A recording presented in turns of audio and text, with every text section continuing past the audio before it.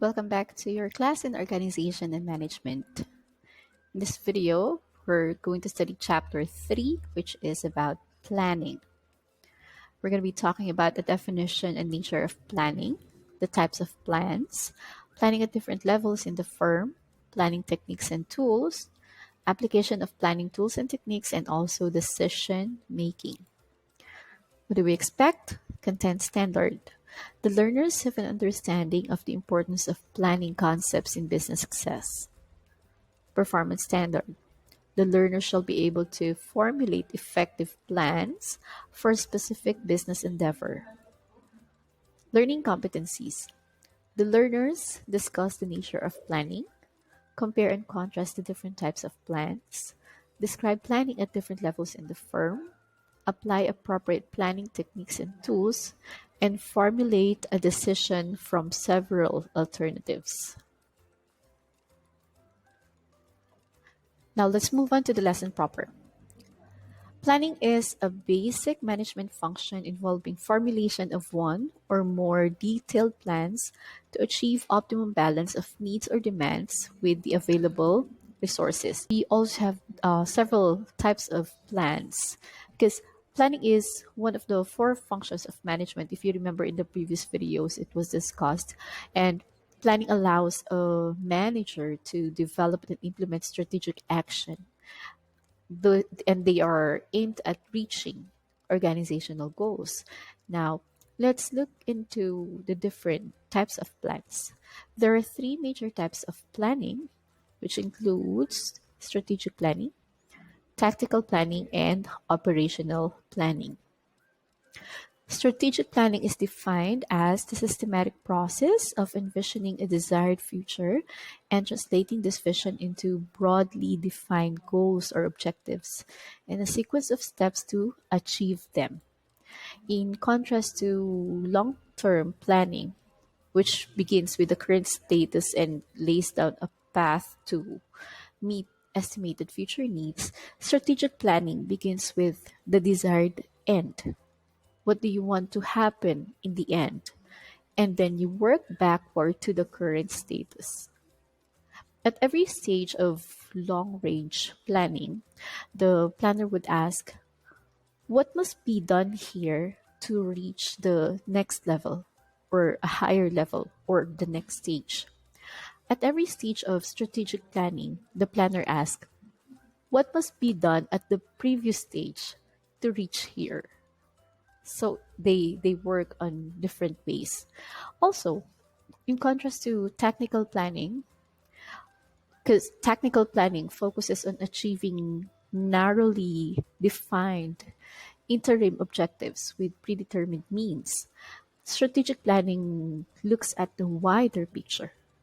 It is flexible in choice of its means. Now, tactical planning is defined as a systematic determination and scheduling of the immediate or short term activities required in achieving the objectives of strategic planning. And operational planning is a short term, highly detailed plan formulated by management to achieve tactical objectives. Now let's compare the planning that happens at different levels in the firm. So we're still talking about strategic planning, tactical planning, and operational planning. For strategic planning, this is done by the top level managers, the CEO or the VPs, those in the higher rank. And in terms of the level of details of their plan, there is low detail.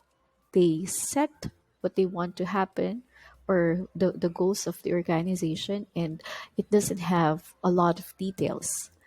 Now, the time horizon for strategic planning is longer. It's remember it looks at the wider picture, so it's about 3 to 7 years.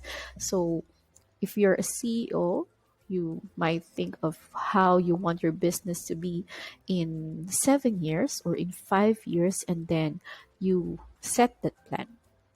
Now, for tactical planning, this is done by the middle level managers, and there is medium level of detail and the time horizon is around 1 to 2 years.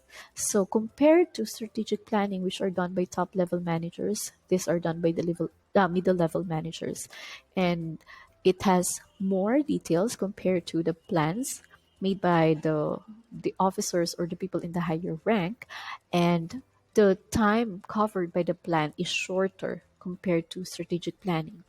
Now, for operational planning, this is done by the frontline managers, those people who are closest to the customers or closest to those workers who are working directly with the customers.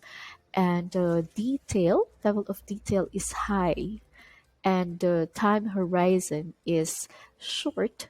It covers time which is less than 1 year.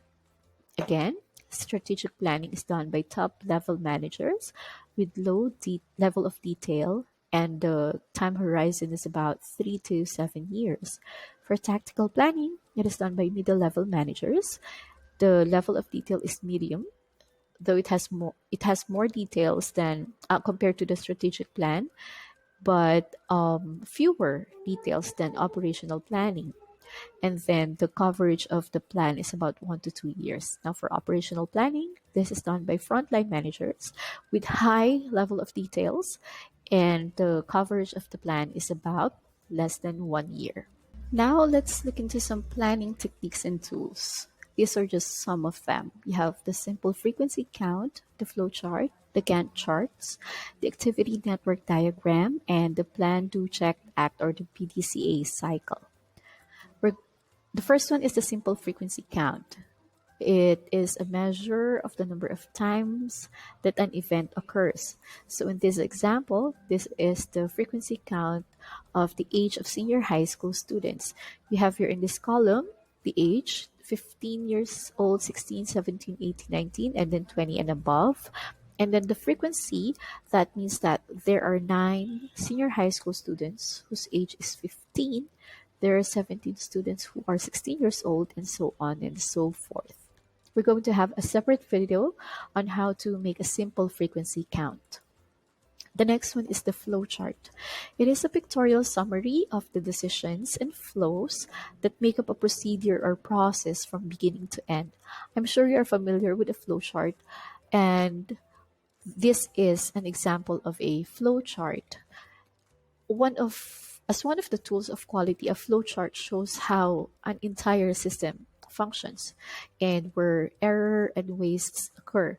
This information is used in defining, documenting, studying, and improving the system. It can also be called a flow diagram, a flow process chart, or a network diagram. The next one is the Gantt chart. It is a type of bar chart that shows both the scheduled and completed work over a period. A time scale is given on the chart's horizontal axis. So you can see in here, there's the time scale, and each activity is shown as a separate horizontal rectangle or a separate bar whose length is proportional to the time required for it to be completed. So say for example, this market research, the time would be from August 16th until August 30. And then defining specification would be from August 30th to September 13th. So there is a separate horizontal rectangle for each of the activity. So this bar is for market research, this bar is for defining specifications, and then it would cover that whatever time is required for it to be completed. Next, in project planning, these charts show the start and finish dates. It also shows the critical and non-critical activities, or it can also show how much time you can still delay the project. It can also be called as chronogram, which was invented in 1917 by some US engineers. Actually, his name is Henry L. Gantt. That's why it's named Gantt chart. The next one is the activity networks diagram. It is a quality management tool that charts the flow of activity between separate tasks.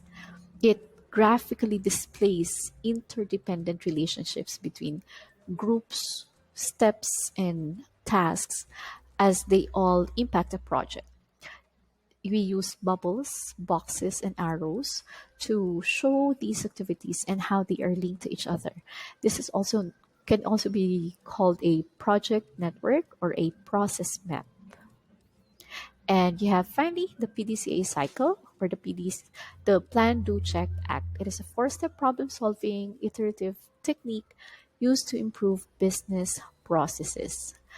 It is what managers can use to differentiate a company from its competition, especially in today's corporate world where anything that can help them streamline their processes to reduce the cost, to increase the profit, and to improve customer satisfaction can offer an advantage. Many managers use the PDCA cycle to help direct their organizations in strategic planning. As you can see here, we have the plan, do, check, and act. We're going to discuss this more in another video.